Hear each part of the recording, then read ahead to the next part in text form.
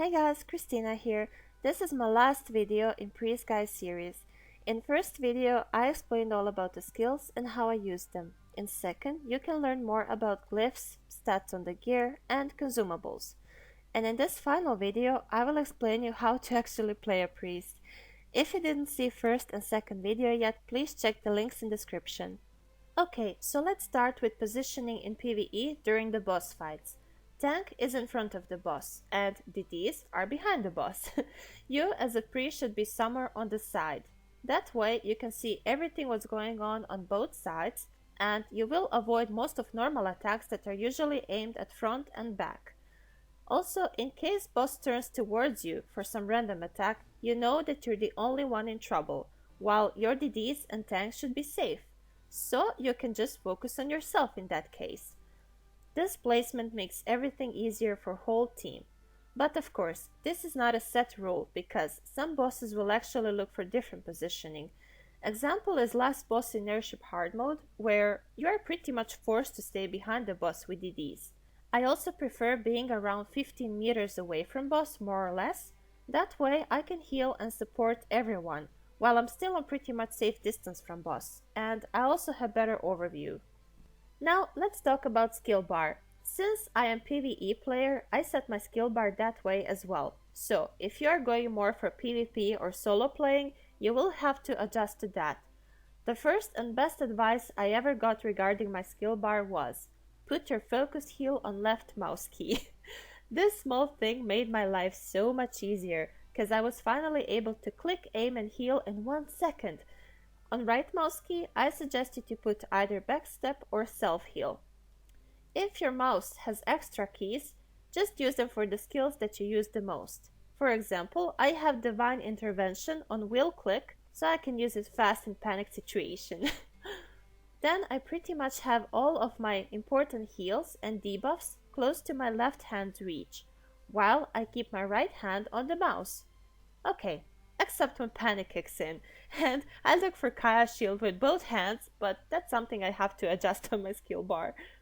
Okay, so my two most important heals are on F1 and F2. Purify, Mana Charge, Fiery Escape and Triple Nemesis are on keys from 1 to 4.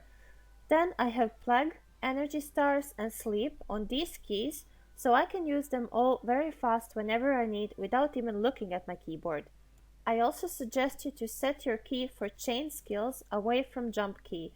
Usually spacebar is used for both of them, but that can just get you in trouble during fight, because sometimes when you will really have to jump, your chain skill gonna kick in and you won't be able to jump in time. So I advise you to put one of them on tab and one of them on spacebar, whichever way you prefer. Rest of my skill bar is pretty much a mess that works perfectly for me, just because I'm used to it, and at this point I'm too afraid to change anything cause I won't be able to play properly until I get used to new setup again. But if you are just starting out, you can set your keys perfectly and make your life so much easier. Just put the skills you use the most closer to your left hand's reach and you will do great, trust me. Now I want to talk about your duties in a party and their priority. Your first and most important job is to heal. You have to keep your party alive because only then you have a reason to support DPS as well. Cause if you're the only one that stayed alive, you're gonna die before you manage to solo the boss. Well, most probably. And not necessarily from boss attacks, but from age, cause let's face it, your damage is just way too low. Healing priority in party is always you, then tank, then DDs. You are the first priority, because only a live priest can keep others alive as well, so please take care of yourself. You will have plenty of time to revive and heal DDs that didn't dodge in time, as long as you and tank are safe. But, if you have very skilled tank, you will notice that you don't have to heal them that much, cause they will block most of the damage. In that case, you can focus on yourself and DDs. Your next job is DPS support.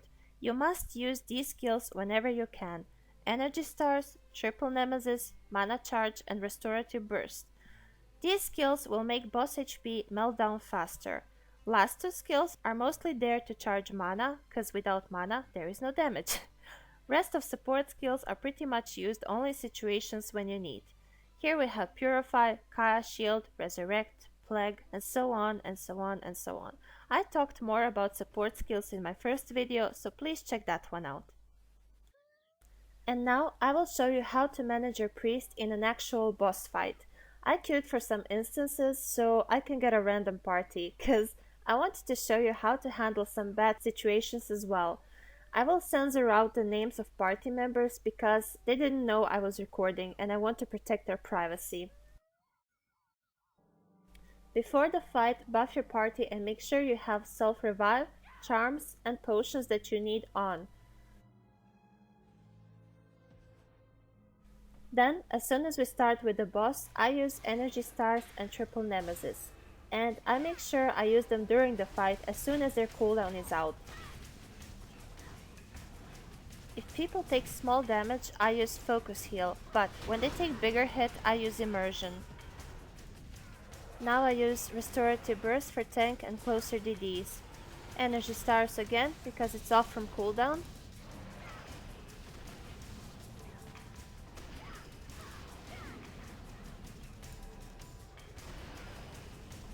And here I also try to knock down the boss because sometimes it actually works, so why not? So around this point I realized that my party doesn't really know what they're doing. I mean, you can see the tank standing inside of that puddle and taking a lot of damage, and he just refuses to move. So it's really hard for me at this point to heal him up, but I managed somehow. And now, yeah, he's just gonna stay in the pool and swim for a while, I guess. Okay, I tried to pull him out, but it didn't work. Yay. Now when the tank is safe, you can go back and you can debuff the boss again. And yeah, now he's focusing on me, so I will also focus on myself. There we go. Back to your party right away and debuff the boss again. And here, when everyone is safe, I can charge mana. Mana is not your priority, people's health is. So energy stars, triple nemesis all the time. Checking if tank is doing fine. Here I debuff 2 targets at the same time while using triple nemesis. And now I can charge mana and use energy stars again. There we go. Foolish training, be careful. Always take care of yourself first, then you have time to heal others. And the tank is not moving from the puddle again, but yeah, my pool worked this time, yay. Charging mana again. Energy stars. And yeah, tank really like puddles. Maybe he doesn't see them? Who knows? But yeah, the most important thing in situations like this, where you can obviously see that people have no idea what they're doing, just stay calm. As long as the priest is calm and you're doing a good job at actually healing their health, I mean, you don't have to care that much about their mana, or damage support is like second priority, but as long as you heal them and you keep yourself safe, you're gonna finish the boss, sooner or later.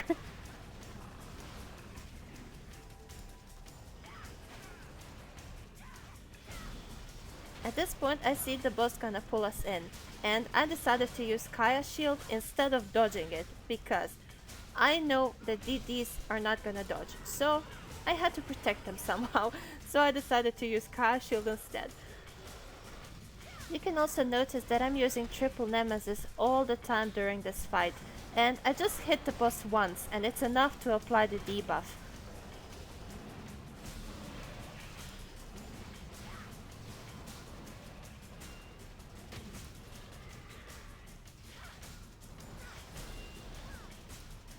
I notice that no one is trying to knock down the boss, so yep, Kaya Shield and wait.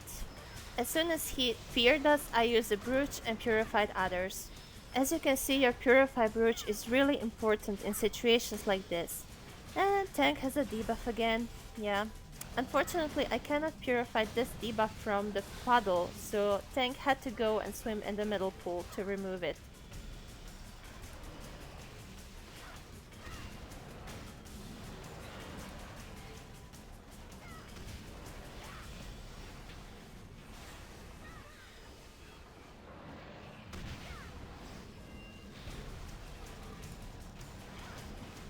Okay, here I use Kaya Shield again for the pull. There we go. Dodge the draining. And here I can see Tank and Warrior standing inside of the puddle again, taking a lot of damage. But I'm also about to take damage, so I focus on myself first. Then I go back and heal up the Tank and Warrior. See, everybody's safe. You always have to think about your priorities. It's you, Tank, then DDs. As long as you are safe and calm, everything will be fine. Here is perfect example of priorities. Boss pulled me in damage puddle cause I failed to dodge, and as I'm trying to escape and heal myself up, Tank walks inside of those puddles and dies. In this situation, I know it's not my fault cause I didn't even expect him to do something like that. But maybe now he learns that puddles actually hurt. And at this moment I started to panic as well. I can see the boss is almost dead and I really don't want to mess up now. So yeah, of course I failed.